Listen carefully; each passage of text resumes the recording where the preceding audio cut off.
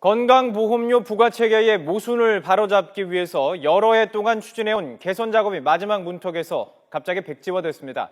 여론의 부담과 정치적인 고려가 작용한 것으로 보이는데 형편이 어려운 지역가입자들에게 불리한 제도는 그대로 남게 됐습니다. 김기봉 기자입니다. 건보료 부과체계 개선 방안은 각계 전문가 16명으로 구성된 기획단이 지난 1년 6개월 동안 머리를 맞대고 만들어낸 것입니다. 하지만 발표를 하루 앞두고 무용지물이 됐습니다.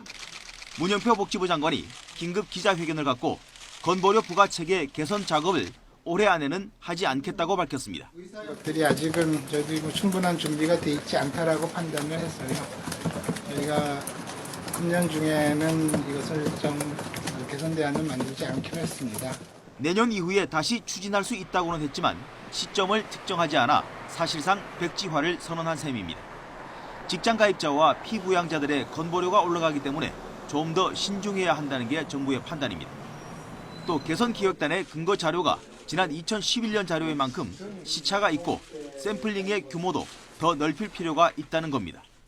기획단에서는 지금 이제 2011년 자료로 어떤 표본 조사로 해서 시뮬레이션을 하고 했습니다만 저희가 이것을 만약 정책으로 이제 이렇게 결정 지키려면은 좀 더 자세한 또 좀 더 폭넓은 이런 조사들이나 시뮬레이션이나 검토가 필요할 것 같고요. 하지만 근거 자료의 생산 연도와 샘플의 범위는 처음부터 알고 있었던 만큼 백지화의 이유로 설득력이 떨어집니다. 결국 직장가입자와 피부양자의 건보료를 올리는 데 대한 여론의 부담과 이를 고려한 정치적인 조율이 있었던 것으로 분석됩니다.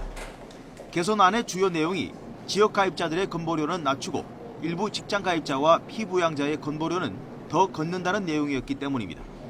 특히 최근은 연말정산 논란까지 겹쳐 더 압박감을 느낀 것으로 보입니다.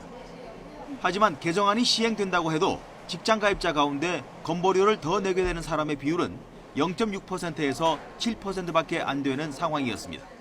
결국 정부의 지나친 눈치 보기로 인해 어렵게 마련된 개선안은 빛도 보지 못한 채 사당됐고 불합리한 부과 방식은 그대로 남게 됐습니다.